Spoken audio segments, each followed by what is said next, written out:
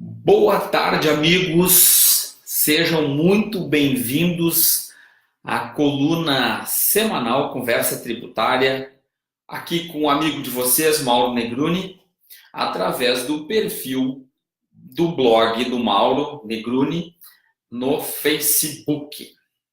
Hoje o pessoal não sei se está ativo aí, porque nós temos a troca de horário, né? O horário de verão que começa na região sul e sudeste do país. Então, não sei se o pessoal já está mais habituado aí, começou neste sábado para domingo, não é isso? E aí nós estamos entrando no ar pela nossa coluna Conversa Tributária.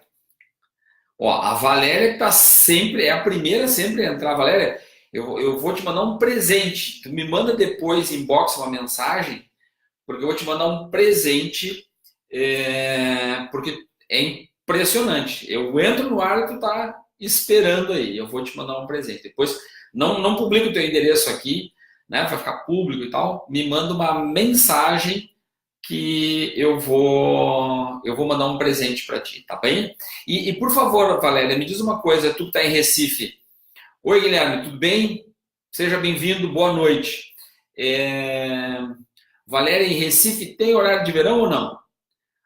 Eu normalmente acompanho esse tipo de notícia, me interessa por uma questão de... Eu gosto muito de geografia, mas esse ano não deu tempo para ficar acompanhando. Então, só avisa para a gente aí como é que está o Nordeste em geral, aí, se tem horário de verão ou não tem, tá? Essa época do ano eu acho que o Brasil fica com mais fuso horário, né? Não tem, a Valéria está nos dizendo. Nós estamos em tempo real aqui, meus amigos, né? Então, aquilo que a gente fala aqui é o que não tem roteiro, não tem muita produção, a gente faz uma coluna simples, mas sempre tentando levar conteúdos relevantes aí. No Nordeste não tem, a Valéria está esclarecendo para nós aí.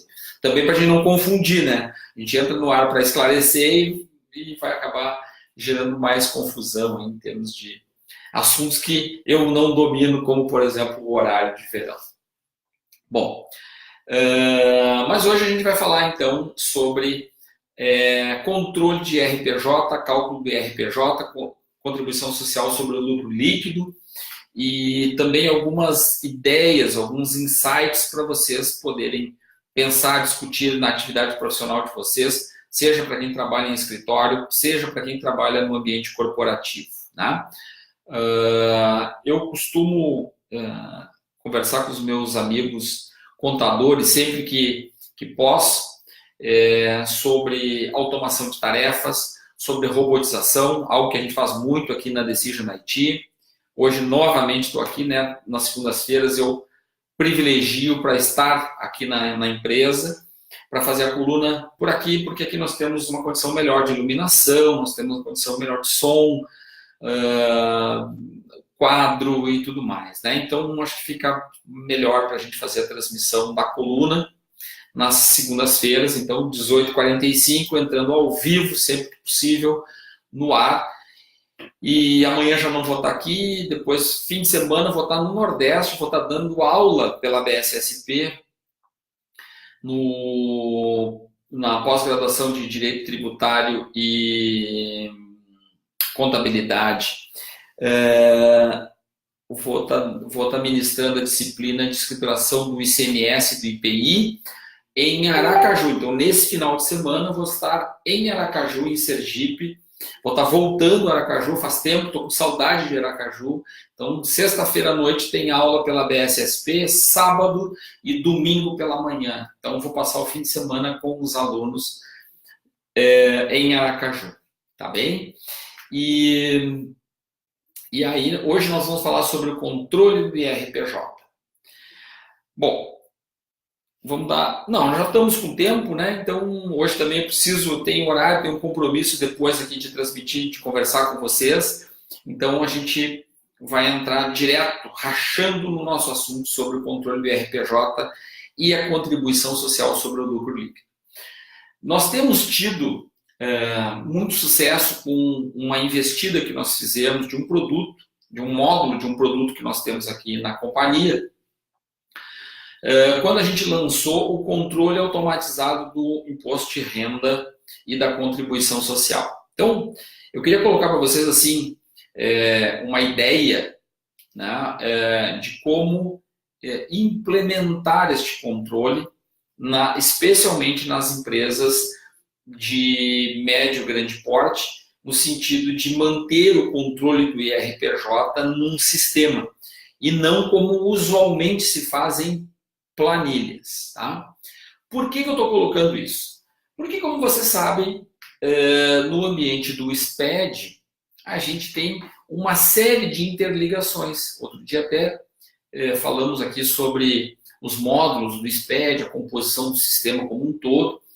E como eu estou sempre voltado à gestão de risco, eu normalmente trato desses assuntos de uma visão onde o contribuinte deve ter a minimização do seu risco tributário. Né? Então, que a gente chama aqui na empresa de segurança fiscal. Né? Então, seja o nome de gestão de risco, segurança fiscal, seja diminuição de impacto tributário legal, né? Que envolve também planejamento tributário, a gente sempre está colocando a questão da gestão do risco.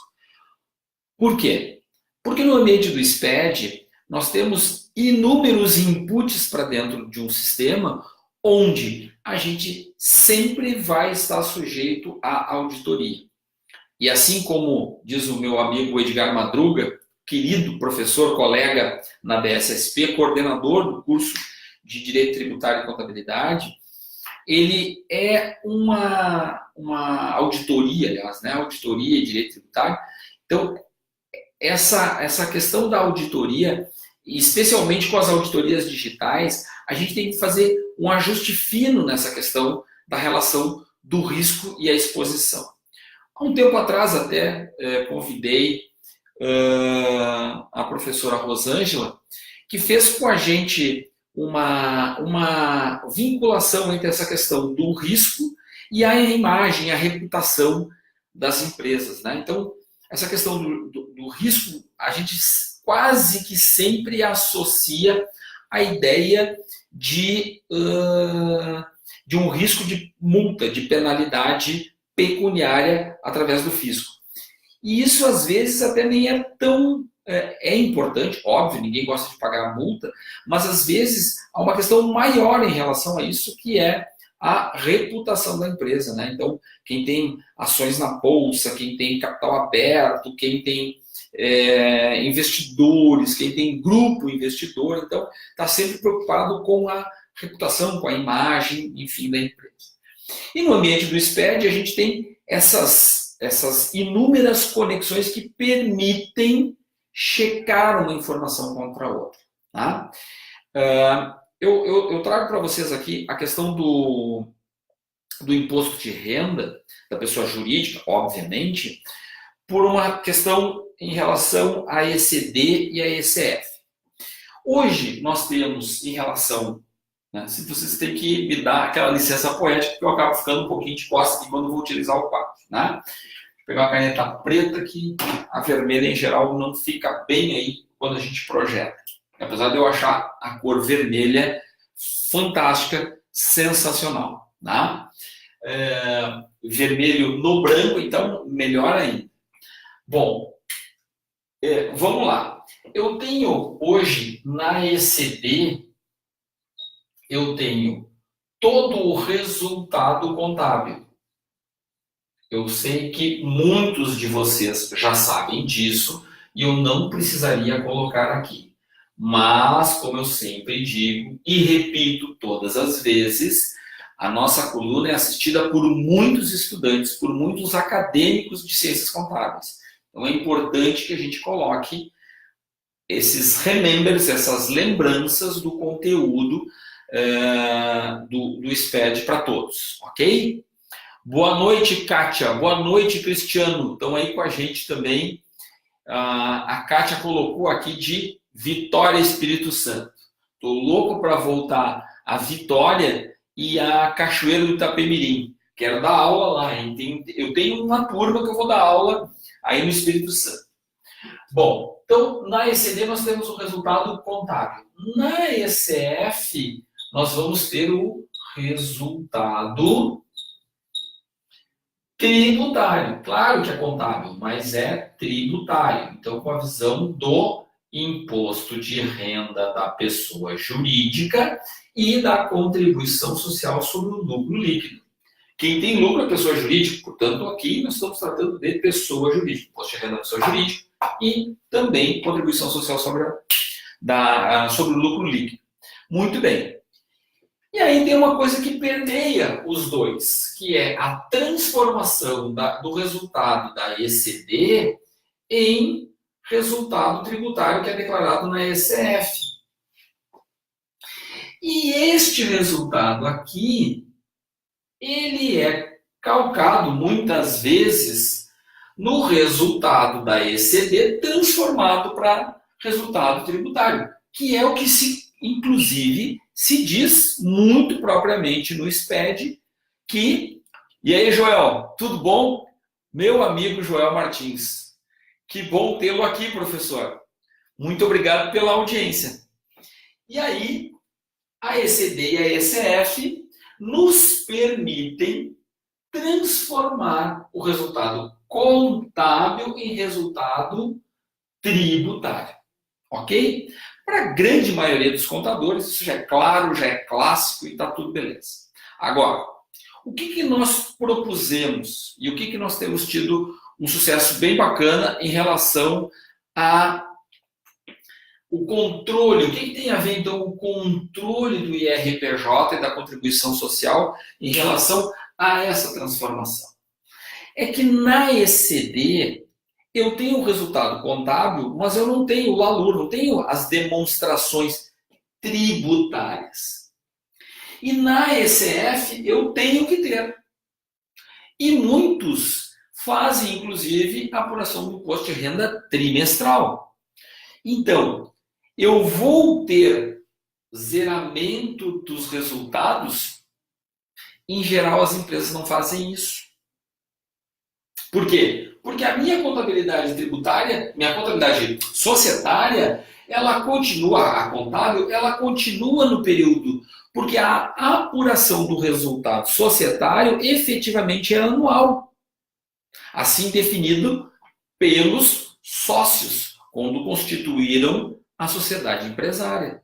Então, quem regulamenta e quem coloca as questões de distribuição de resultado, de benefícios, é a ECD. Ou melhor, a contabilidade. Ou melhor, o regramento estabelecido pelos sócios da companhia.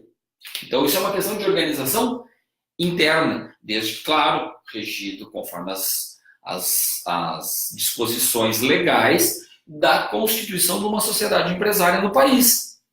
Mas, aqui embaixo, nós temos a regulação do imposto de renda e da contribuição social. E para fazer com que se transite entre os dois, nós temos que apresentar, no caso das empresas do lucro real, o nosso amigo LALUR, o livro de apuração do lucro real. Mesmo que seja presumido, eu também vou ter imposto de renda. Mas vou ter, não no LALUR, mas a demonstração do faturamento para a composição do LALUR. E aí, meus amigos, na ECF, nós temos que demonstrar mensalmente ao fisco como foi a nossa tributação de imposto de renda. E a grande maioria dos contadores faz essa atividade através de planilha de cálculo. Alguns, há um tempo atrás, faziam, antes da ECD e da ECF, especialmente antes da ECF, faziam através de programas que tu comprava, programa de caixinha. Programa que todo ano saía com o imposto de renda para aquele fim específico, ou seja, daquele ano, daquele exercício. Lançava os valores que ele obtinha da contabilidade deste programa, que era quase uma calculadora, quase uma planilha de cálculo, e chegava nos resultados do imposto de renda da declaração anual. Só que vejam bem, a gente vai fazendo as antecipações do imposto de renda mensalmente e vai apurando o imposto de renda, ou trimestral ou anual, e essas informações antes a gente não mandava na ECD, há um tempo atrás. Com o advento da ECD, sempre se mandou. Então, eu preciso guardar as informações de janeiro até fevereiro, até março. Aí, se for trimestral, parou, mas depois até abril, se for anual, até... Né? E assim vai cumulativamente até chegar em dezembro e eu ter o resultado do ano. E aí, quando eu tiver o resultado do ano, eu vou apresentar contabilmente na ECD e contabilmente na ECD e tributariamente na ECF, com as devidas comprovações de base de cálculo que eu obtive mensalmente. Então, quando a gente está fazendo planilha de Excel, a gente está colocando a nossa inteligência numa planilha, o conhecimento para fazer o cálculo do imposto de renda, compensações, o PAT, lucro da exploração, leasing, enfim, várias situações que estão hoje na cabeça dos contadores, a gente bota numa planilha. Só que aí, meus amigos, a gente começa a encher de fórmula, né? Porque senão a planilha não ajuda muito. A planilha ajuda quando ela é mais inteligente, quando ela tem mais automatização. Quando ela faz essa automatização toda, eu coloquei vários conhecimentos dentro da planilha, que ao longo do tempo vai mudando o regramento de ano para ano no imposto de renda, e a empresa vai se modificando, o entendimento sobre alguns requisitos vai modificando e nós vamos modificando a planilha. Então, o que acontece? Nós propusemos fazer este cálculo através do controle do IRPJ, de um módulo de controle de IRPJ. O que a gente faz? A gente lê a ECD mensalmente, com o resultado bruto, a DRE, lê este resultado, calcula o imposto de renda, deixa ele guardado, calcula por estimativa, por balanceio de suspensão, deixa ele guardado no sistema, diz qual foi o método que eu usei, qual foi, portanto, o recolhimento que eu fiz mensalmente, e quando chegar a época da ECF e da ECD, eu já tenho os elementos para fazer as minhas declarações. Isso tem inúmeras vantagens. E eu estou colocando aqui para vocês para ter este insight, de propor isso nas empresas onde vocês atuam, onde vocês dão consultoria, onde vocês trabalham, onde há oportunidade de melhoria do processo de apuração das escriturações, mas também da apuração do imposto. Por quê? Em 100% dos casos em que nós automatizamos o cálculo do imposto de renda mensal e da contribuição social sobre o lucro líquido, nós encontramos algum tipo de problema em planilha. Em 100% dos casos. Até hoje nós não tivemos nenhum caso de implantação. Às vezes é um probleminha e às vezes é um problema um pouco maior. Por quê? Porque arrastou a célula, copiou, colou. Aquilo é muito frágil em termos de controle. Não é? Mais do que isso, é tão frágil, e o que eu estou dizendo, eu acabo provando para vocês, que na maioria dos casos, essa planilha não está em qualquer lugar para acesso. Porque não é qualquer pessoa que pega os números da contabilidade e lança nessa planilha para fazer o cálculo mensal do imposto de renda. Isso demonstra, mais uma vez, a fragilidade desta operação.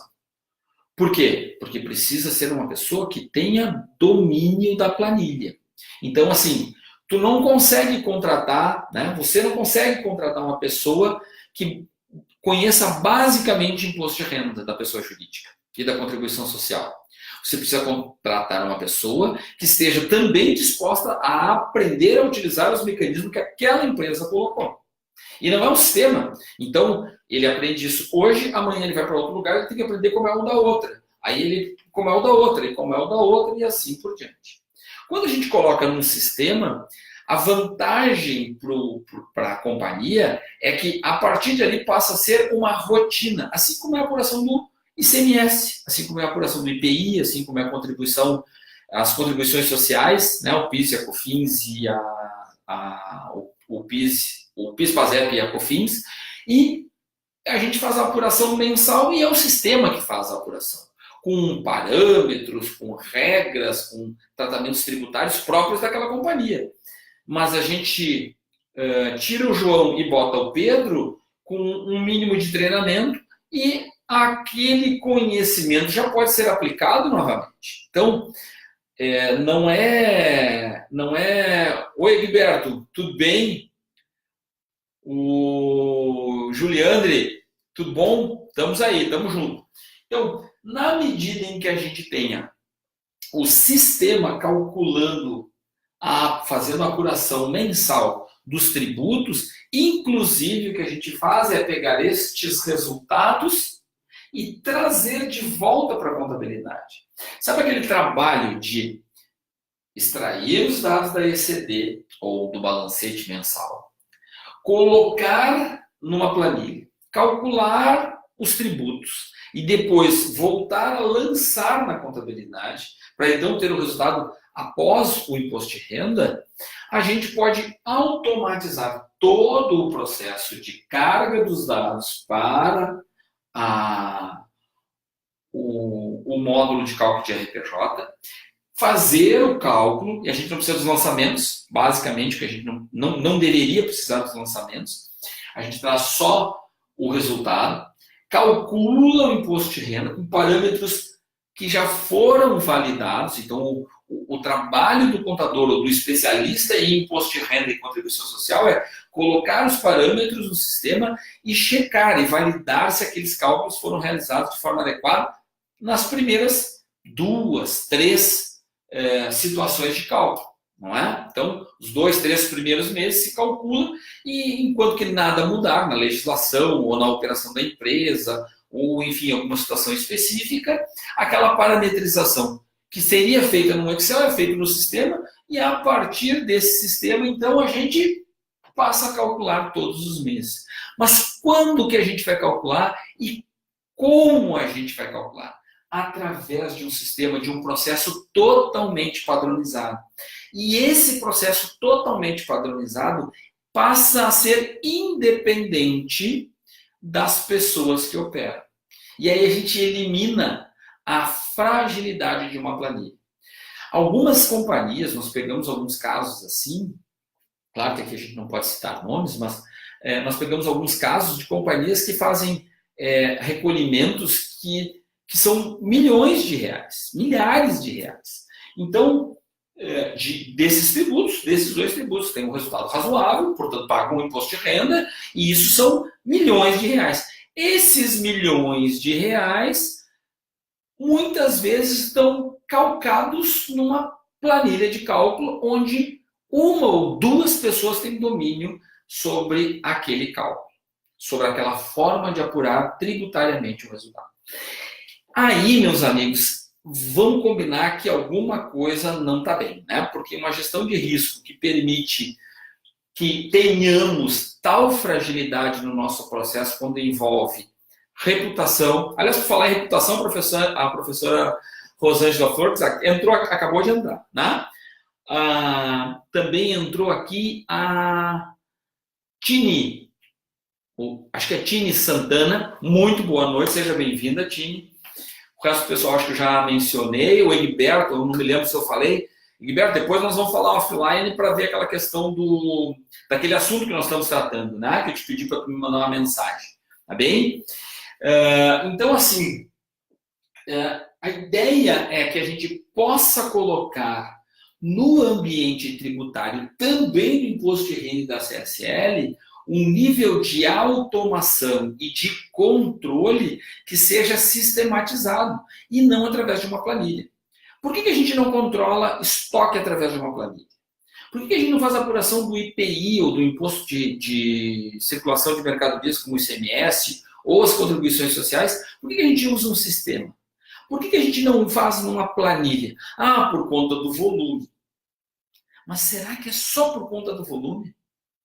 Não ficaria muito arriscado? Ah, mas por conta do volume fica ainda mais arriscado. Ah, concordo? Fica ainda mais arriscado. Mas no fundo, os valores envolvidos e as operações que envolvem este nível de apuração do imposto de renda e da contribuição social não são lá menores do que o ICMS, do que a contribuição social, do que o IPI. Não são, de fato não são. Ah, mas eu não preciso olhar nota a nota. É verdade.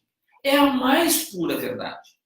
Mas, em compensação, ao transcrever dados de uma planilha do resultado tributário para dentro de uma planilha, quem é que faz a gestão do risco dessa digitação toda? Não é razoável que a gente possa fazer isso de forma tão singela, tão simplória e tão sem controle. Então, no fundo, eu quero colocar para vocês aqui que este processo de cálculo, de uma forma integrada, porque assim, não dá para ser com 4, 5 sistemas, 2, 3 sistemas. A contabilidade, a ECF e o controle de RPJ tem que estar no mesmo sistema, porque eles fazem parte do mesmo ecossistema. E ao fazer parte deste ecossistema, eles precisam ter a mesma gestão. Porque senão, logo ali adiante, eu vou ter o mesmo problema da planilha. Que é um dos mesmos problemas da planilha. Que é ter cálculo do imposto de renda sobre uma fotografia que foi modificada na contabilidade. Eu trouxe os dados da contabilidade para cá, a contabilidade se modificou, por uma questão de ajuste, seja por que for, e eu estou calculando imposto de renda e contribuição social sobre uma fotografia ultrapassada. E aí sempre nos complica. Sempre vai nos complicar. E aí, meus amigos, a gestão de risco tem que atuar. Como é que tu minimiza o risco? Tu coloca isso dentro de um sistema que tem controle de fechamento. No momento em que tu fechar o cálculo do IRPJ, a tua ECD não pode mais ser modificada, a tua ECF já tem daquele período ficar fechada, porque já é algo que eu já estou fazendo recolhimento e, portanto, essas peças que serviram de base para o meu recolhimento não podem mais ser modificadas. Se forem modificadas ou para ser modificadas, eu preciso reabrir este para poder, então, tirar o lacre destes aqui. Enquanto que, para poder manter a sincronia, a gente tem que via sistema, porque via planilha não dá. Ah, mas então bota só no notebook do fulano. Meu Deus! O dia que esse notebook sumir, que der um crush no disco, não, então bota na rede. Ah, botou na rede, mais de um vai pegar. Não, então vamos usar um mecanismo de controle de acesso de não sei das quantas. Meus amigos, isso vai funcionar por algum tempo. Porque em algum momento da vida alguém vai precisar uma cópia dessa planilha, um relatório a partir da planilha, o resultado tributário dessa planilha. E aí, sabe-se lá que números que nós vamos acabar tendo aqui no controle e nas peças que geraram a base de informação para o controle do imposto de renda. Então, na minha visão, e aqui na empresa a gente faz isso, o cálculo do imposto de renda e a contribuição social são peças do mesmo controle. Ou seja, o controle contábil específico para fazer escrituração, apuração e a manutenção da segurança fiscal nas apurações de tributos. Assim como a gente faz com o IPI, assim como a gente faz com o ICMS, assim como a gente faz com o PIS/PASEP e na COFINS. Tá? Então, eu quis trazer esse assunto para vocês exatamente em função da ideia de que o cálculo do imposto de renda é feito por uma planilha, se faz por uma planilha. E isto não é verdade. Não é verdade. Não precisa ser dessa forma. Não precisa. E, assim como nós, o sistema todo é um sistema que mantém todo o controle da apuração mensal, assim como a gente faz com os demais tributos. Isso, para mim, é algo que precisa ser discutido nas empresas, porque é muito comum a ideia de que não há soluções além da planilha para fazer cálculo de imposto de renda. E isso é um mito, isso é uma ideia já muito ultrapassada, né? Em alguns casos, nós estamos fazendo, inclusive, através de robotização. Então, assim, estabelecidos os parâmetros, enquanto os parâmetros não são modificados, enquanto o cenário não se modifica, o próprio cálculo é acionado de forma automatizada. Tá? Então, sequer precisa ter um humano disparando o cálculo, imputando informações, porque tudo já deveria estar claro na contabilidade, inclusive para fins de auditoria tributária, societária e também dos órgãos reguladores, né, da contabilidade. Seja o Conselho Federal de Contabilidade, o Conselho Estadual de Contabilidade, o Banco Central, enfim, as demais instituições, né, que fazem a auditoria, a Anvisa, em cima das empresas que mantêm plano de saúde e operadoras de saúde e assim por diante. Então, não é basicamente uma questão de controle só tributário. É uma questão de visibilidade para toda a cadeia de informação contábil. E que, no fundo, vai refletir na segurança e na visibilidade que essa empresa tem no mercado. Claro que qualquer arranhão na reputação, na imagem da empresa, acaba gerando um problema de valor na marca, no negócio, enfim, né? Já falamos outras vezes aqui sobre isso, inclusive com o apoio da professora Rosângela, que está nos assistindo hoje. Tá bem? Bom, meus amigos, como eu falei para vocês, hoje a coluna ela tem um tempo bem delimitado, porque eu tenho um outro compromisso aqui. Isso não significa que eu não vou morrer de saudade de vocês até a próxima segunda-feira, porque eu gosto demais de fazer essa coluna, faço com todo prazer e sempre me preparo um pouquinho aqui para a gente poder conversar com vocês e entregar um conteúdo de qualidade, tá? Para quem quiser mais informações sobre esse processo de apuração e de escrituração mensal da contabilidade, que é anual, por favor, entre em contato aqui, posta comentário, pergunta, enfim, a gente está à disposição. Inclusive, no livro que lançamos este ano sobre o compliance tributário, eu proponho, uma das peças que temos lá, é exatamente essa visão dos razões auxiliares que compõem a peça contábil. Então, toda essa parte tributária e cálculo do imposto do IRPJ, ele está num desenho, uma proposta de desenho, inclusive com a ideia de que a contabilidade é o centro do controle e os demais artefatos, os controles menores, são razões auxiliares da contabilidade. Tá? Foi um desenho que eu fiz, está lá no capítulo do livro, Compliance Tributário, Atualidades e foi editado pela editora Realejo, né? Acho que vocês todos já viram, já coloquei nas redes, mas enfim, também o pessoal pode colocar aqui que a gente sempre vai poder fazer uma divulgação. Muito boa noite para Ilma Reitor. É isto? A Rita da Alpiaz também está aqui conosco. O Juliandre está em Frederico Westphalen, no Rio Grande do Sul, no interior do Rio Grande do Sul. E a Valéria vai nos mandar aí os dados dela e ela, por ser sempre a primeira a entrar aqui na nossa coluna, fica esperando. Nós vamos mandar um presente para a Valéria. Manda, por favor, uma mensagem no meu perfil. Quem quiser se conectar comigo, eu estou no Instagram, eu estou no Twitter, eu estou no Facebook e estou no LinkedIn. Tá? Então, nessas 4 redes, vocês vão me encontrar facilmente lá como Mauro Negrum. Tá?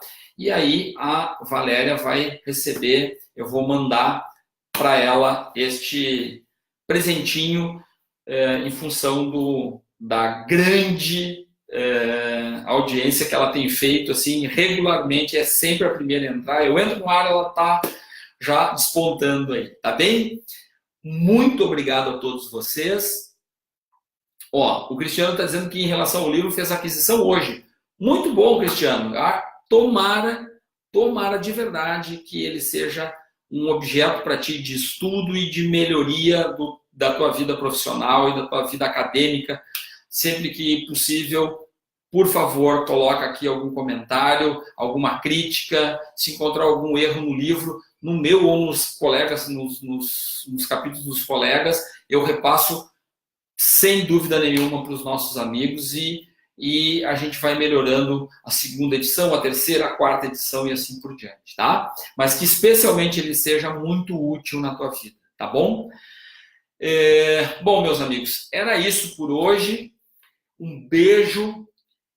Vou torcer para que todos nós tenhamos muita saúde, que tenhamos uma semana muito tranquila e que a gente possa gozar deste privilégio de estar junto com vocês por muitas e muitas semanas. Tá bem, meus amigos? Um beijão e até segunda-feira às 18h45, sempre no ar, com a coluna Conversa Tributária. Beijão e até a próxima segunda.